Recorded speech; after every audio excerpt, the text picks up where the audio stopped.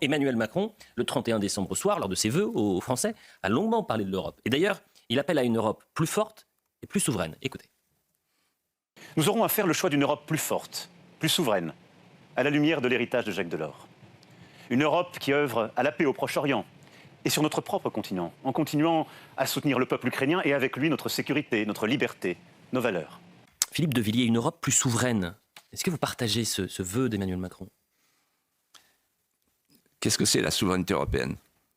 Ça n'existe pas. Et je vous explique pourquoi. Tous les constitutionnalistes reconnaîtraient mon propos, tous ceux qui ont écrit sur la question de la souveraineté. Je ne veux pas faire un cours, mais dire très simplement les choses. Qu'est-ce que la souveraineté ? Marie-France Garot disait, la souveraineté c'est comme une femme enceinte. On est souverain ou on n'est pas souverain, on n'est pas à demi-souverain. Une femme n'est pas à demi-enceinte.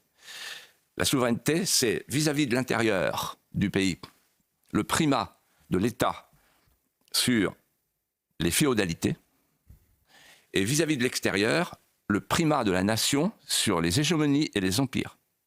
C'est ça la souveraineté. De Gaulle disait, pour qu'il y ait souveraineté, il faut qu'il y ait un peuple. Pour qu'il y ait démocratie, il faut qu'il y ait la souveraineté nationale. Et donc la souveraineté européenne, ça n'a aucun sens puisqu'il n'y a pas de peuple européen. Il y a des peuples européens, mais il n'y a pas un peuple européen. Et donc c'est le faux-nez d'une gouvernance sans les peuples. Et ce qu'a voulu faire Jacques Delors, je l'ai compris plus tard, et François Mitterrand, et tous les autres, et tous les Européens, c'est ce que veut faire Mme van der Leyen, c'est abolir les nations souveraines, mais ce n'est pas pour faire une nouvelle nation. C'est pour faire un laboratoire mondialiste d'un pouvoir où il n'y a plus de gouvernement, où il n'y a plus de frontières, où il n'y a plus d'exécutif, etc. Et donc là, nous sommes à la croisée des chemins parce que pendant que nous, on parle, ils avancent.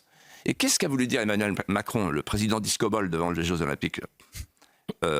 Il a voulu dire, sous-entendre, qu'il y a un projet de traité là.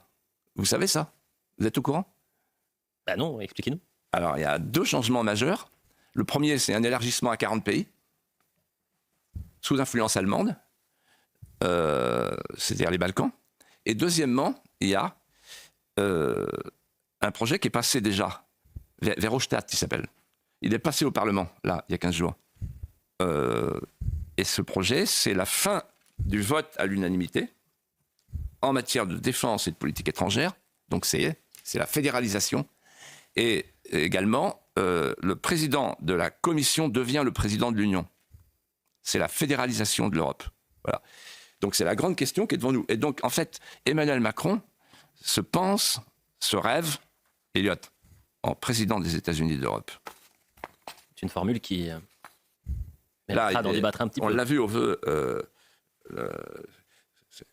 Vous savez, Juvénal disait, quand un empereur ne sait plus quoi faire pour tenir son peuple, il fait Panem et Circenses. Donc il nous a fait la préouverture des Jeux. Mais derrière le décor, parce qu'il n'y a que le décor qui comptait avec l'alignement des drapeaux des Jeux Olympiques, il y avait cette idée de la souveraineté européenne. Et la souveraineté européenne, ce n'est pas perdu pour tout le monde. Il veut être président des États-Unis d'Europe. Moi, je le sais de source sûre. Bon, en tous les cas, c'est une sensation. Vous savez qui dit ça dans les couloirs de... Non, mais pour l'instant, ça n'a pas été... C'est sa copine, l'impératrice von der Leyen.